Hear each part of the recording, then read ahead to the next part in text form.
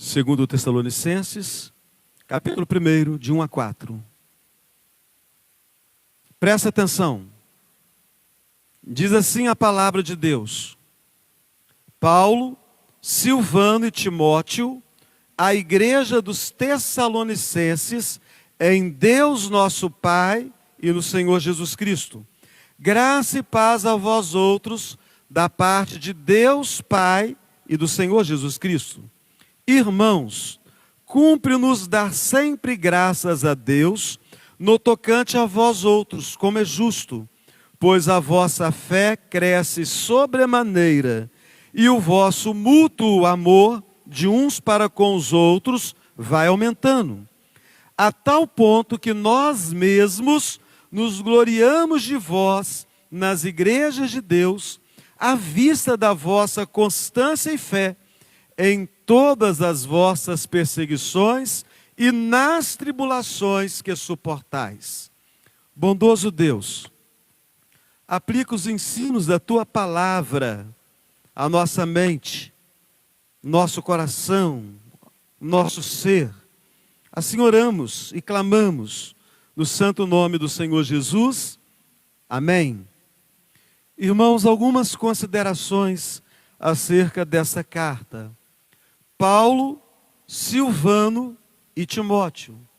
Seria esta carta uma composição a três mãos? Paulo teria escrito a introdução, Silvano no meio da carta, Timóteo a parte final? Paulo, Silvano e Timóteo. Não. Paulo, com muito carinho, ele está incluindo seus colaboradores, aqueles que estão junto a ele, aqueles que participam com ele do ministério, aqueles juntamente com ele estão preocupados com a igreja dos Tessalonicenses. Mas não quer dizer de maneira alguma que Silvano e Timóteo sejam coautores. Paulo é o autor da carta. Paulo é aquele tipo de crente que valoriza aqueles que trabalham com ele. Que lição para nós, né? Valorizarmos aqueles que trabalham conosco. Aqueles que no mesmo ministério trabalham conosco. Então, o ministério de música, os dois grupos da igreja, que bom se vocês valorizarem o trabalho de todos aqueles que ali estão juntos. No conselho da igreja, na junta diaconal, que bom se nós oficiais valorizarmos os nossos irmãos. As sociedades internas da igreja, as diretorias, valorizando cada um dos sócios. Então, um ensino precioso. Eu preciso valorizar aquele que professa comigo a mesma fé. Eu preciso ter na mais alta estima. Paulo tem esses irmãos ao seu lado. Eles estão participando com ele das suas preocupações para com a igreja dos Tessalonicenses. Outra consideração, a saudação. É muito comum uma saudação no meio das igrejas, uma saudação muito carinhosa, muito expressiva, né? A paz do Senhor Jesus. É uma bela saudação. Mas eu porque esta é uma saudação bíblica. Nós encontramos Paulo nas suas cartas cumprimentando a igreja desta forma. E é também a forma que eu tenho preferido cumprimentar os irmãos, sempre introduzindo o culto com graça e paz. Estas são as palavras preferidas de Paulo. Graça é um dom imerecido. E paz? Paz é aquilo que todos nós precisamos. O mundo está em guerra. O mundo precisa de paz. Mas sem graça, a paz não é possível. O mundo está em guerra contra Deus. O mundo está em guerra contra o próximo. As pessoas estão em guerra contra si mesmas. O que é a graça? A graça é o ensino que Deus amou de tal maneira que deu o seu Filho para morrer em meu lugar. A graça é o ensino que Cristo entregou a si mesmo, em meu lugar, em seu lugar. É por causa desta graça que a Viviane consegue estar em paz aqui essa noite. Porque a Bíblia fala que nós estávamos em guerra contra Deus, mas a graça nos alcançou. Graça e paz a vós outros. Então Paulo está rogando graça e paz. Você tem rogado graça e paz para os seus irmãos em Cristo? Você tem rogado graça e paz para a sua família? Você tem rogado graça e paz para as pessoas da sua convivência? Também em forma introdutória, olhando aqui o versículo de número 3, irmãos, cumpre-nos dar sempre graças a Deus no tocante a vós outros. É fácil dar graças a Deus quando tudo vai bem. Mas, irmãos, era grande a luta da igreja dos Tessalonicenses. Perseguição e sofrimento faziam parte da rotina daquela igreja. Olhando para a igreja de Tessalônica, nós vamos aprender a ver as tribulações, as perseguições, as adversidades, as crises, as lutas da vida, dentro de uma nova perspectiva. Porque, meus irmãos, se há algo que nós temos em comum, é uma tendência natural do coração de todos nós, acreditar que sofrimento é sinal de que alguma coisa está errada. Quando nós passamos por lutas, quando nós passamos por alguma crise, alguma dificuldade, algumas perguntas nós fazemos. A primeira das perguntas que nós fazemos é: onde está Deus? Essa é a primeira pergunta. A segunda pergunta é: por que isso está acontecendo comigo? E a terceira pergunta é: o que eu fiz de errado?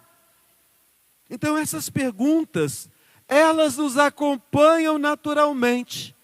Todas as vezes que nós experimentamos algum tipo de tribulação, de provação, de crise, de dificuldade. Não é mesmo, Paloma? É dessa maneira. Nós fazemos essas perguntas. Mas aí nós olhamos para a igreja de Tessalônica e nós aprendemos algo profundo. É possível crescer espiritualmente mesmo em meio às tribulações. É possível crescer espiritualmente mesmo em meio à dor. É possível crescer espiritualmente mesmo em meio à crise. Então, se você está passando, ou conhece alguém, é muito duro, né?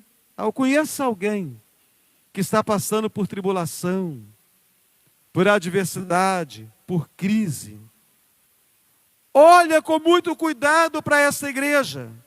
Porque aqueles irmãos, eles não estavam no conforto que eu e você estamos esta noite. Assentados em um banco confortável, dentro de um belo templo. Eles não estavam confortavelmente. Eles estavam passando por perseguição. Eles não estavam tão tranquilos quanto nós estamos aqui esta noite. Talvez algum pensamento esteja te assaltando agora e impedindo você de ficar atento ao culto. Mas tenho certeza que rapidamente você pode livrar-se desse pensamento. Mas aqueles irmãos não estavam tão tranquilos, eles estavam em aflição. E ainda assim, Paulo diz: irmãos, cumpre-nos dar sempre graças a Deus, no tocante a vós outros.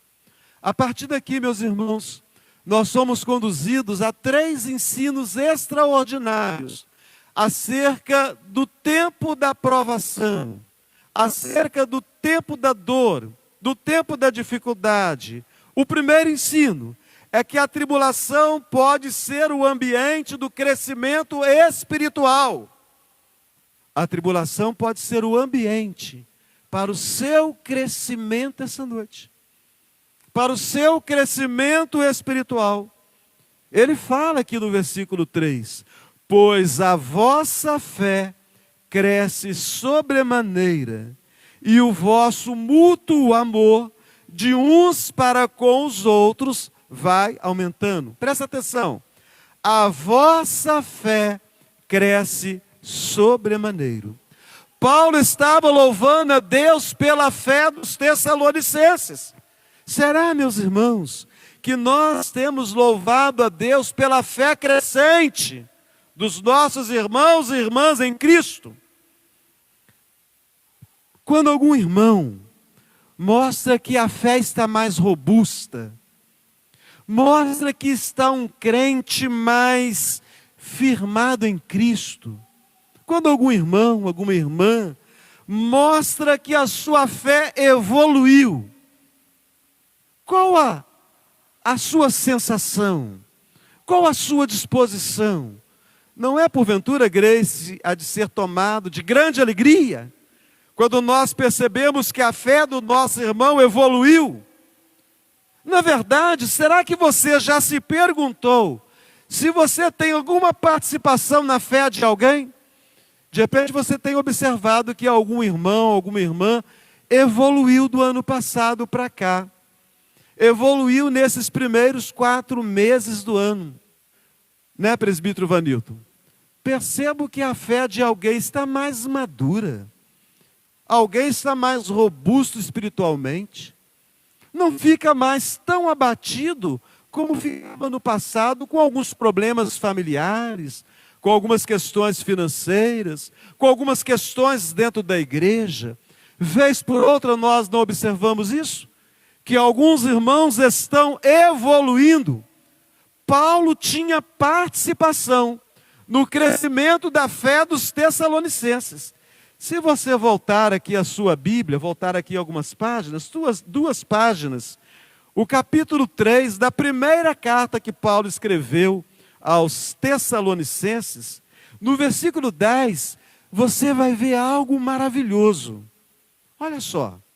Orando noite e dia, com máximo empenho, para vos ver pessoalmente e reparar as deficiências da vossa fé. Agora, depois que ele orou insistentemente a Deus para reparar a fé dos seus irmãos, agora, Neila, ele escreve a segunda carta. Ele está alegre, ele está feliz. Ele dá graças a Deus, porque a fé daqueles irmãos aumentou expressivamente. Deus respondeu à oração de Paulo. Como foi revigorada, renovada, fortalecida a fé daqueles irmãos, Úrsula? Foi fortalecida com a oração de Paulo. Mas não foi apenas a oração de Paulo. A oração de Paulo foi um dos instrumentos. Aqui repousa o primeiro ensino para nós, Levely. A tribulação pode ser o ambiente para o crescimento espiritual daquele que está passando pela dor. Do crente, quando está passando pela aflição. Porque a fé, Rafael, é a base da caminhada cristã. As Escrituras dizem que sem fé é impossível agradar a Deus. Então é a base da caminhada cristã. Não há como chegar a uma fé robusta, meus irmãos, sem passar pelas provações, sem passar pelas lutas, sem passar pelos desafios da vida. Mas eu e você, muitas vezes, lamentamos as provas, né, Andréia? Choramos por causa das provas. Mas, irmãos, é na tribulação que a nossa fé é exercitada. É na tribulação que a fé verdadeira se manifesta. Todos vocês conhecem muito bem o texto de Hebreus 11. Os heróis da fé. Todos aqueles homens e mulheres passaram por intensas provas. Meus irmãos, se você não passar por provas, você pode até, Guilherme, ter uma vida confortável, mas a sua fé vai ser fraca. Meus irmãos, nós podemos até ter uma vida tranquila, mas se nós não passarmos por provas, a nossa vida com Deus vai ser rasa. A nossa intimidade com Deus vai ser rasa. E Paulo está dando graças a Deus, porque a fé daqueles irmãos estava crescendo lindamente, além da expectativa. Paulo não disse que a fé deles sobrevivia. De repente você está sobrevivendo. A sua fé está sobrevivendo. A sua fé está lá por um fio. Você já está quase cedendo. Paulo não diz que a fé deles sobrevivia.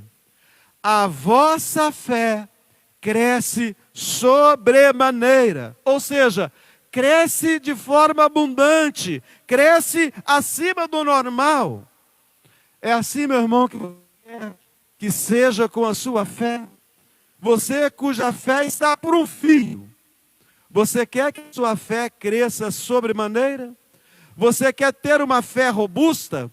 Você quer verdadeira? É possível, mesmo em meio à dor, mesmo em meio ao sofrimento, à crise, às lutas da vida. O que temos a dizer sobre Jó? Meus irmãos, Jó perdeu tudo. Você perdeu tudo? Você não perdeu nada. Eu e você não perdemos nada. A nossa vida, apesar das nossas queixas, é muito boa. É muito confortável. É muito agradável. Jó perdeu tudo. Jó perdeu os seus bens. Jó perdeu os seus filhos. Jó perdeu a sua credibilidade com as pessoas que antes o respeitavam. Mas, irmãos, depois de ter passado por tudo aquilo, Claudinei, ele faz uma declaração maravilhosa. Ele diz: eu te conhecia só de ouvir, mas agora os meus olhos te veem. A dor aprofundou o conhecimento de Deus. Talvez você não esteja atento a isso, meu irmão, minha irmã, mas talvez seja necessário que você passe pela dor. Seja necessário que você passe pela crise. Seja necessário que você passe pela tribulação. Porque Deus usa crises para amadurecer a fé. Foi assim que ele amadureceu a fé de Jó. Ah, como eu queria ter a fé de Jó. Mas eu não quero passar pelas coisas que ele passou. A fé verdadeira, ela não depende de circunstâncias favoráveis. Não era nada favorável à vida de Jó.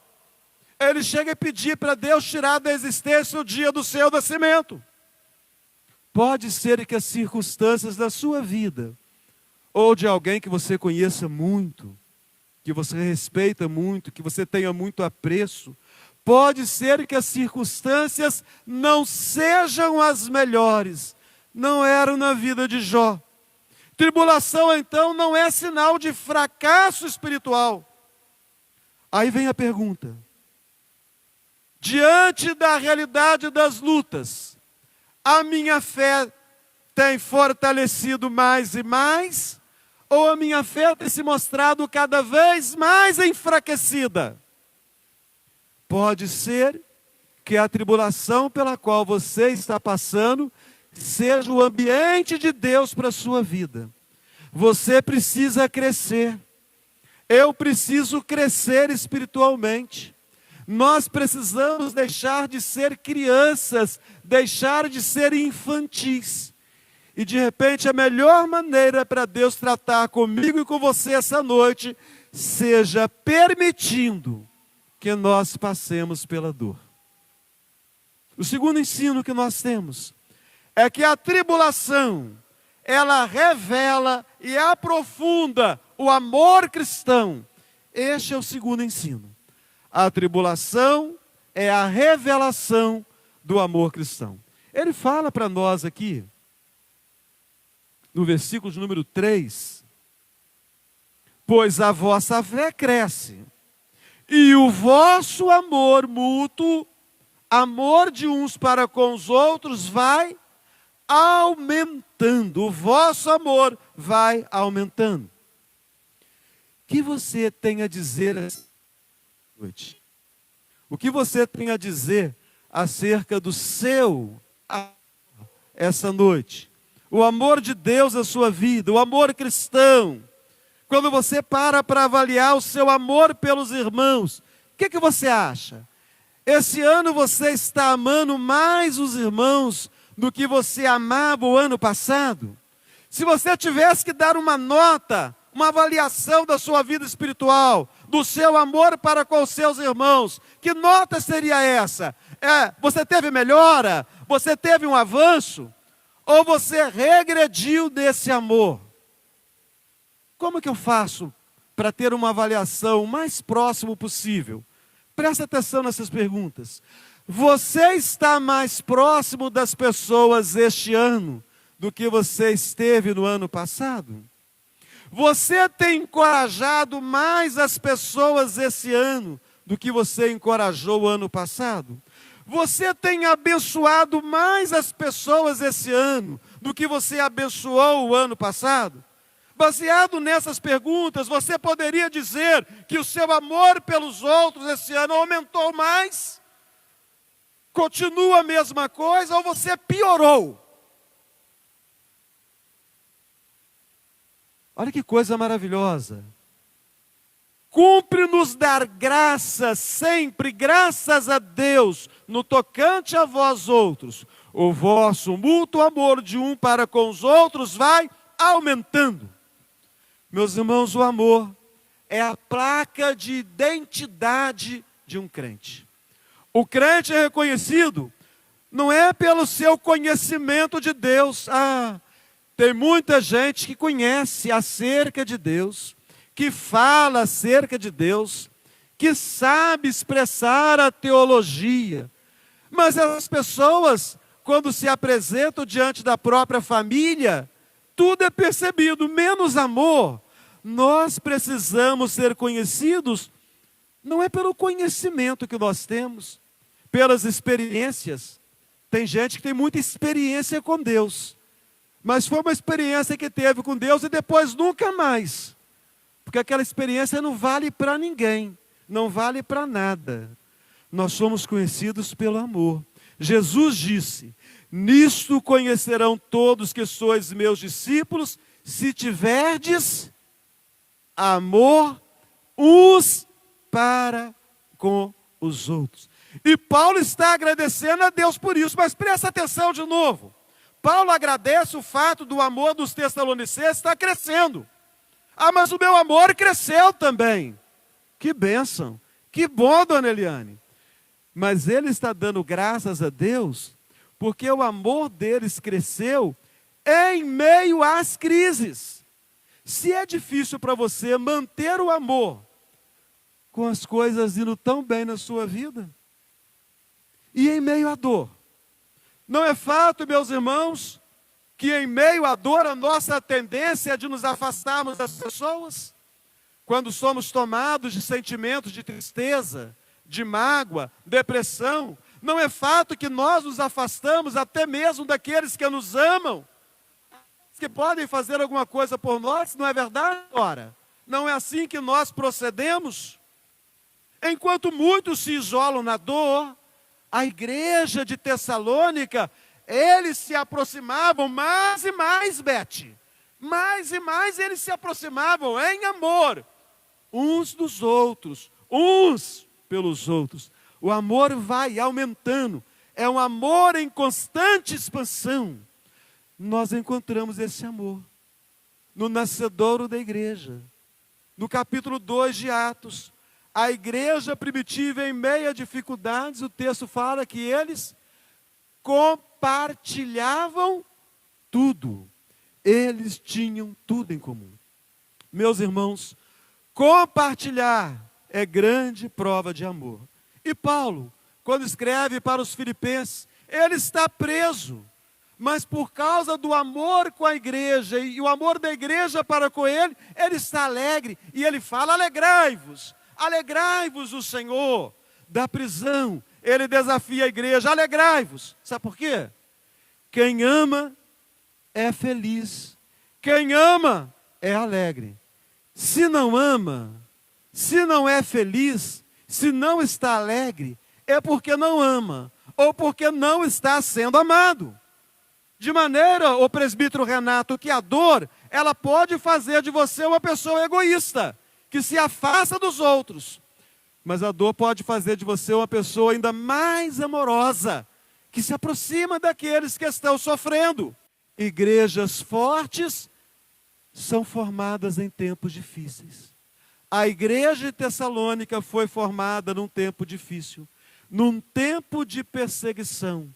O verdadeiro amor se manifesta na adversidade. É nas lutas da vida que nós nos aproximamos daqueles que podem fazer alguma coisa por nós. É nas lutas que nós passamos que os nossos irmãos se aproximam de nós. E por fim, quando nós olhamos para a tribulação na vida da igreja de Tessalônica, nós podemos aprender que a tribulação produz perseverança. Olha o versículo 4. Vamos ver juntos o versículo 4? A tal ponto que nós mesmos nos gloriamos de vós nas igrejas de Deus, à vista da vossa constância e fé em todas as vossas perseguições e nas tribulações que suportais. Agora vocês vão fazer a leitura, e eu vou ouvir vocês agora. O versículo 4, vamos lá? A tal ponto.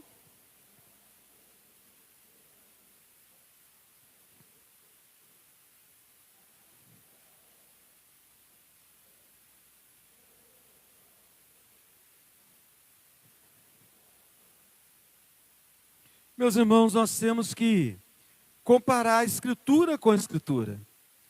Então eu volto aqui, você pode voltar também a sua Bíblia, aqui na primeira carta de Tessalonicenses, 2 folhinhas aí, no capítulo 1, o versículo 3. Presta atenção. Recordando-nos diante do nosso Deus e Pai, da operosidade da vossa fé, da abnegação do vosso amor e da firmeza da vossa... Vamos de novo, ó.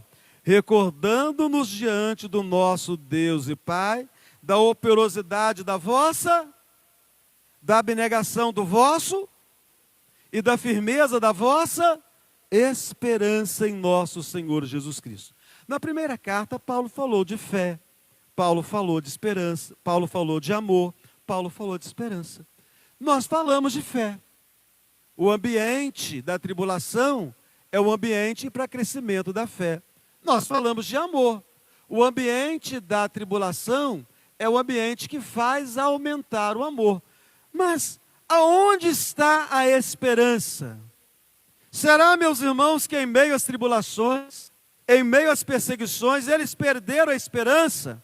Será que foi isso que aconteceu? E muitos estudiosos da Bíblia dizem isso, que aqueles irmãos haviam perdido a esperança. Por isso Paulo escreveu para eles. Mas, meus irmãos, de maneira alguma eles haviam perdido a esperança. Paulo não usa a palavra esperança, mas ele apresenta o fruto dela. Qual o fruto da esperança, meus irmãos? Qual o fruto da esperança? Olha o texto aí. O fruto da esperança. A vossa constância. Essa palavra é tão importante. O que é constância? Constância é perseverança. Constância é paciência. Constância é aquela capacidade de suportar heroicamente um problema, uma adversidade, uma crise. Então o que Paulo está dizendo é que no meio das muitas tribulações, aquela igreja não havia perdido a sua esperança, ela não havia perdido a alegria. Em todas as vossas que suportais. Então, dona Marta, perseguições e tribulações. Perseguição, as pressões externas. Tribulação, aquele aperto. Então a realidade da luta da igreja, das lutas da igreja, é que a igreja enfrentava pressões sociais. A igreja enfrentava perseguições físicas. A igreja enfrentava perdas. Os crentes estavam sendo presos e oprimidos. Mas ainda assim, eles não perderam a fé, nem o amor, nem a esperança. E isso, gente, a tal ponto que encorajou os irmãos, a tal ponto que nós mesmos os gloriamos de vós. Paulo estava tão maravilhado, Paulo está dizendo, eu menciono vocês como exemplo para outras igrejas. E aqui tem um ensino poderoso para nós. A nossa perseverança, a nossa constância, não é sobre apenas nós, é sobre os outros. O que nós podemos fazer a favor dos outros.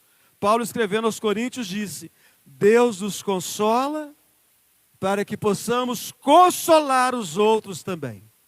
Meus irmãos, há dois tipos de vida que são apresentadas nas Escrituras por meio de árvores. Jeremias fala dessas árvores.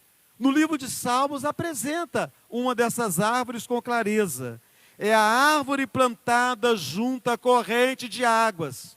Ela recebe nutriente constantemente, né, Miriam? Ela dá fruto no tempo certo. As folhas dela não murcham. Ela recebe e transmite vida. A outra árvore que a Escritura fala é um tronco seco no deserto. Sabe por que ele é seco, Isabela? Porque não tem uma fonte contínua de água. Ele não produz fruto. Ele vai endurecendo cada vez mais com o tempo. Não pode abençoar ninguém. Então, meus irmãos, Deus não nos chamou para sermos árvores que recebem água apenas, mas para sermos árvores frutíferas que alimentam tantos outros. Então, quando nós passarmos pelo sofrimento, lembremos que Deus nos permite o sofrimento com um propósito, abençoar a vida de outros. Com quem os Tessalonicenses aprenderam essas coisas? Foi com o apóstolo Paulo que eles aprenderam isso? Possivelmente Paulo ensinou, né, presbítero Vanilton? Mas eles aprenderam com Jesus. Jesus foi rejeitado, Jesus foi crucificado, Jesus foi rejeitado, perseguido, crucificado, e mesmo assim, a Bíblia fala que pela alegria que estava proposta, ele suportou a cruz. Então, meus irmãos, nós que passamos pelo sofrimento, não vamos desistir. Nós que sentimos muitas vezes a fraqueza, vamos lembrar que o nosso Deus nos sustenta. Nós que entregamos a nossa vida aos cuidados de Cristo Jesus, vamos lembrar sempre que Ele é a nossa força, o nosso refúgio.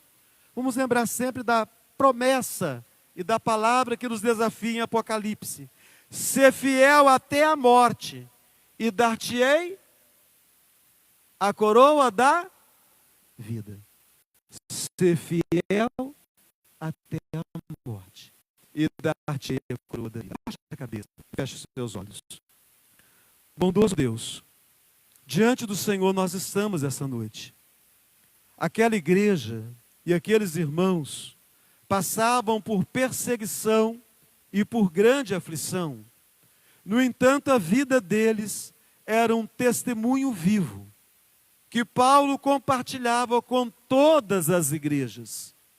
Será, Deus bendito, que a aflição na nossa vida tem sido motivo da glória do Senhor?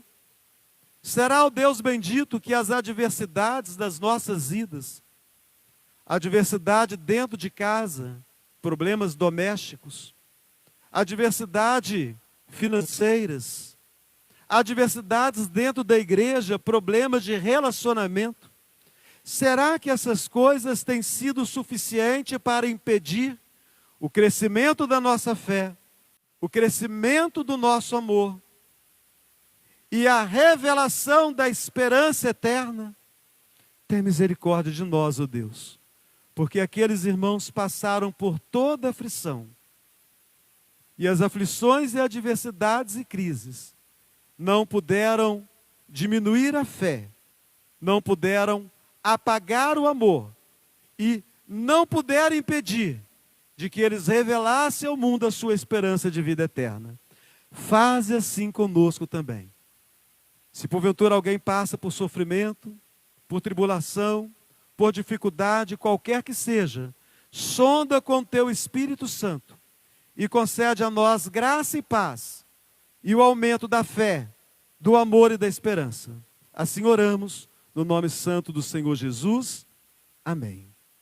Vamos ficar em pé, meus irmãos.